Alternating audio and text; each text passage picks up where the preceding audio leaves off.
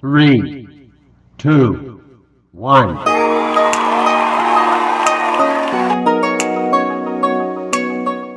Yo, what's up sa inyo mga kabeto, nga pala ang Kabiyahe TV.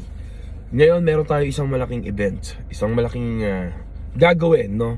Hindi naman event. Isang malaking milestone, no? Sa ating bilang isang biyahero ng 4 wheels. Siyempre, good morning. Oras natin 4:19 ng madaling araw.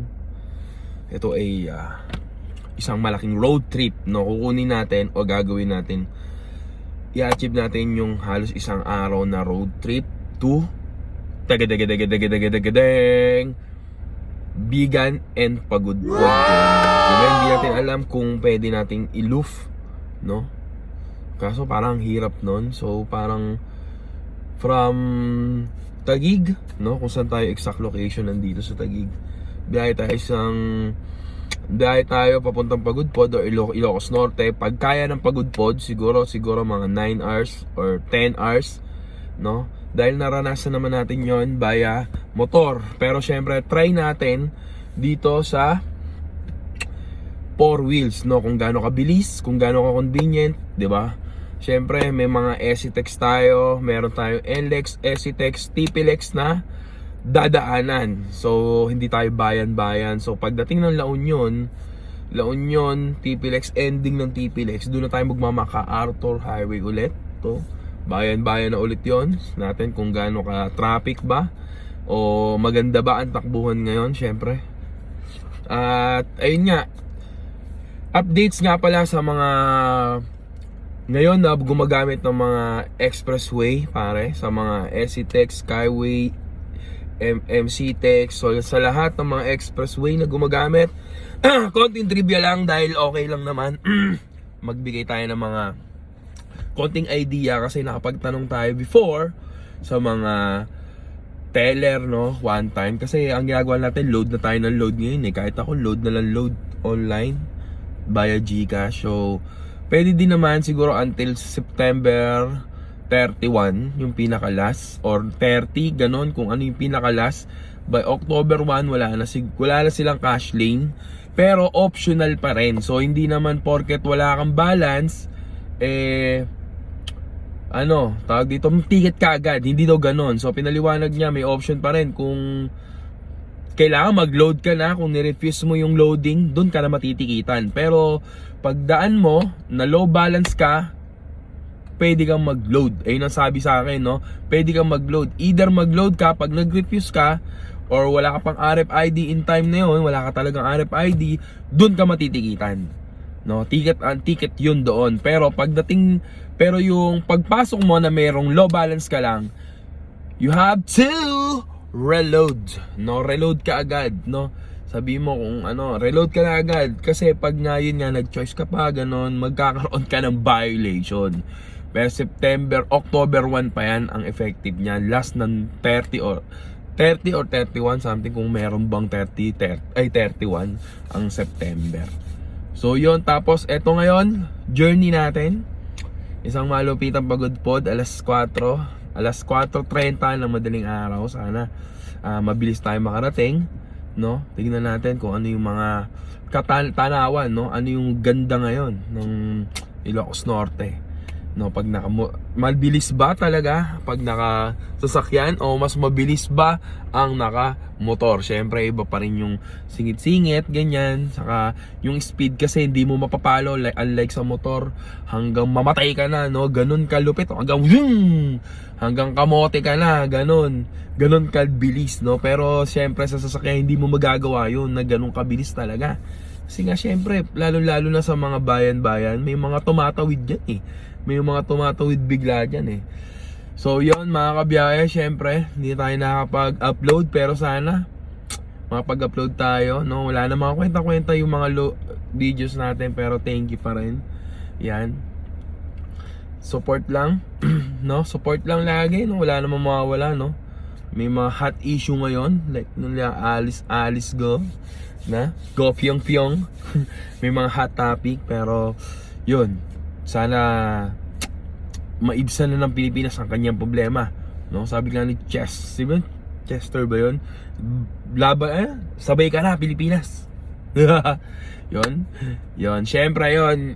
Lagi lang tayong mag-iingat. Lagi lang tayong magdadasal. O lagi tayong tatawag sa poong may kapal. Lagi tayong titingin sa likod natin, no, sa mga pamilya, ganon, para lagi tayong mag-iingat o ride safe, no. Laging may uuwian dapat. Yan. Yon. Balikan ko ulit kayo pag may further update. Yo, what's up sa inyo mga kabiyahe? Mga palang kabiyahe nyo TV. First stop namin, Pancake House, kung saan merong New Zealand na tapa, straight from New Zealand. Napakaganda ng araw. Sana magtuloy-tuloy. Sana walang bagyo na sumabay sa amin papuntang Ilocos Norte. Didalhin natin yun sa Manila. Ay, napakaganda.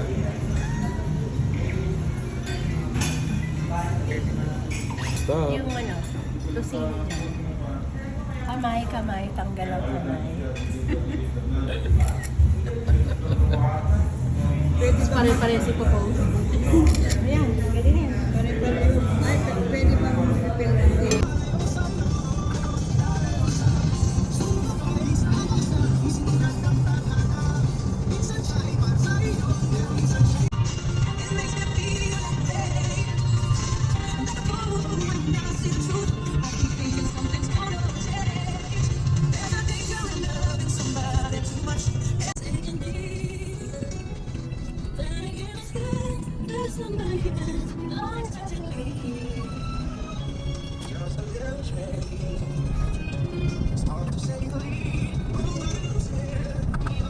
Yo, what's up sa inyo mga kabiyahe? Ito nga palang Kabiyahe Nyo TV. Siyempre, nandito tayo ngayon sa end of TPLEX. Ito ang way na papuntang Cannon Road, MacArthur Highway, La Union, Lawag, at Bayan-Bayan na. So, end na to ng expressway. Excuse me. So, meron na lang tayong 4 hours and 13 minutes kung saan papunta tayo ng Vigan, Ilocos Norte. So, bayan-bayan na tayo. So, hopefully, makapunta tayo ng Pagudpod. Pero ang ang kilometer natin is 193 na lang. So, napaka-konti na lang yan. Halos nasa 1/4 na. Or nasa 3/4 na. Konti na lang ang bubunuin. So, yan. On TPLEX. You know. Oras natin mga kapatid, 9:33 ng umaga. Umalis tayo ng alas 5 ng umaga. Yan. Ayan. Yan, sa mga kasabay natin bumabaybay ng TPLEX, no? Mag-ingat po lagi kayo kasi talagang talamak ang hulihan sa mga overspeeding. Talagang pag-end nyo or pag-exit nyo, talaga namang matitikitan kayo. Maraming nang hinuhuli, di natin alam kung ano nangyayari o na ano ba sila, natitikitan ba or napapag-isapan. So maigpit masyado ang TPLEX, no? Lagi na lang TPLEX, nakakadalawang kita na tayo sa TPLEX ng mga hinuhuli. So sa lahat ng mga babaybay dyan is syempre maintain speed, diba? Lagi mag-ingat at lagi maging mamatsyag dahil ang mga crocodile ay nasa ilalim ng putik at hindi natin namamasdan. So mag-ingat po kayo mga kapatid, no? And bye-bye na tayo ng bayan-bayan. Hopefully hindi umulan. Yeah, what's up sa inyo? Ito nga palang Kabiyahe Nyo TV. Lagi nyo tatandaan na buhay is weather lang. Kung wala kang pera, manahimik ka dyan.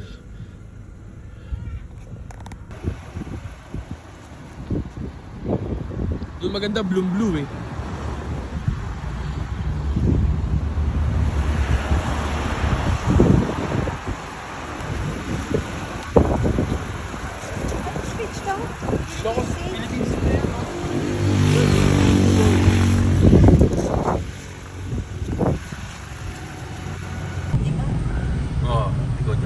Yo, what's up sa inyo mga kabeto? Nga pala Kabiyahe Nyo TV. Nandito na kami sa Vigan City, kung saan kami ay nagtitrip lang, paikot-ikot lang kami. Yan, nakita nyo ang legit na mga old house, diba? Mga La Intramuros. Dito yan, ang pinaka oldish nyan. pinaka OG. Ayan o, makita nyo yung mga tindahan ng bike oh. Mga oldies talaga. Sige, diretso pa. Yan. Mga lumang atagan, facilities. Lumang building, lumang hotel. Dito vegan. So oras namin 4:30 ng hapon. So punta na kami ng Ilocos Pagudpod para matuloy na ay matapos na ang aming journey and yun, pabalik na. Going back to Manila. Ganun lang kasimple. Ha? Hindi, ang old ng school. Ayun o. Ayun parang old na pero nirenovate. Ayan. Vegan, Ilocos Norte. Vegan, bygone. So dapat bibili tayo ng langgunisa eh. May langgunisa naman sa Pure Gold, vegan din ang nakalagay. Wala tayong cooler. Kaya lang cooler. So yun, diretso namin ng Pagudpod. Blue Lagoon, coming up. Yon! 2 joints. Yan pala yun. Okay. And then right, sa gitna na lang. Thank you.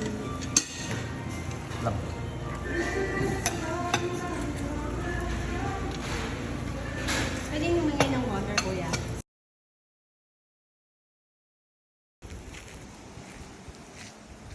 Yo, what's up sa inyo mga kabiyahe? Ito nga pala ang kabiyahe nyo, TV. Yan, nandito tayo ngayon sa Pagudpod. Yan, pangalawang pagkakataon na sa loob na isang taon, no?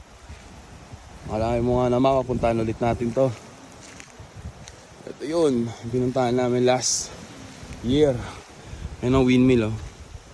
Brother. Dapat kami ng gabi, so kailangan na namin mag-stop over. So napakamura lang dito.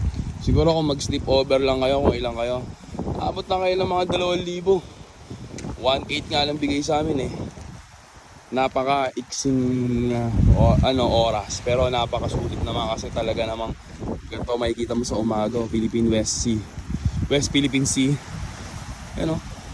So, puntahan natin yung Little Batanes, Blue Lagoon, Cabiang? Ano yan? Cabiang Falls? Yan. Napaka-solid dito. White sand, pare. Libre na beach talaga. Wala nang entrance. Maglabas mo, beach na agad. Yan o. Solid. Pagudpod.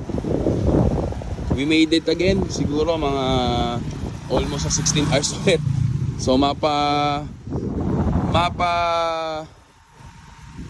motor man o mapa sasakyan, putang ina, 16 hours pa din ang aabuti mo. Ngayon, kailangan mo magpahinga ka na lang dito, pare. Diba yan? O, tignan mo naman waisan niya mga kabiyahe. Hindi tayo lulublob kasi kailangan natin umuwi. Dahil day tour nga lang tayo dapat. So dito, kahit anong oras ko lumapag, diba? May tatanggap sa'yo. Kahit anong oras, alas 10 na kami lumapag kagabi. Yung mga 10-10, pero tinanggap pa rin kami, no? Pero sinabi namin, alis na kami ng umaga. So alis na tayo ng umaga para marami tayong mapuntaan. Makabalik agad tayo ng Manila. Lupit.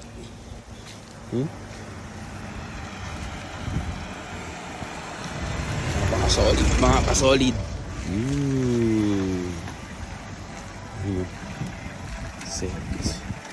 Ito nga pala yung kwarto na nakuha namin. Bigla ang kuha lang to mga kabiyahe, no? Putang ina, pag pupunta ka dito, siguro din yun na lang na medyo maaga. Pero kung gabi, no problem. May magtatanggap at may magtatanggap pa rin sa inyo rito. Ito kwarto namin. Yo, good morning. Oras natin mga kapatid, 6:21 ng umaga. Yan ang kwarto namin. Yan, napaka-solid. Yan. Sa halagang 1,800 lang binigay sa amin kasi saglit lang din talaga kami. Siguro sa day niya, papalo ng mga 2,500 din. Pero solid naman dyan. Yung mga, sila dito, souvenir, pagkain, pwede ka magpaluto. Pusa po. Yan. Yo, what's up? Ingat lang po tayo. Lagi tatandaan, ang buhay is weather lang. Pagudpod, baby. Sa loob ng isang taon, 2 beses tayo lumapag dito sa Pagudpod. Ilocos Norte. Yan, update kayo sa susunod natin. Puntahan natin yung mga tourist spot and Patapat Bridge. Yeah! Yun, no?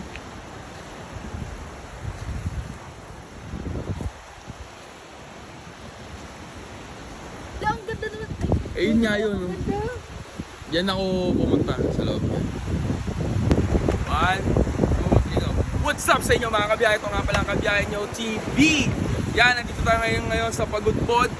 Sa pinakamalapit o pinaka-easy puntahan natin. 16 rides. Ayun, makita yung hindi tanay yan. Pagudpod yan, baby. Pa, Blue Lagoon. Yan, lagi mong tatandaan, ang buhay ay weather lang. Huwag kang magdodroga. Peace sign.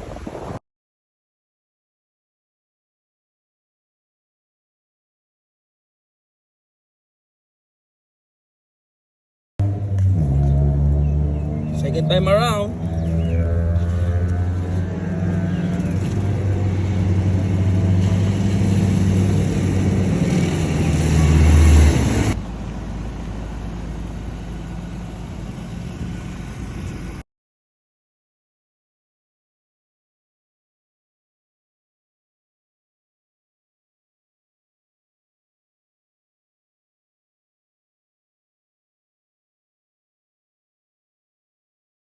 At syempre sa mga gustong mag-service dyan, Terminal 1, 2, 3, gala mode, detour o outing, yan, PM lang syempre sa page yan. Syempre, contact niya lamang ating pin code Kabiyahe TV. Peace out.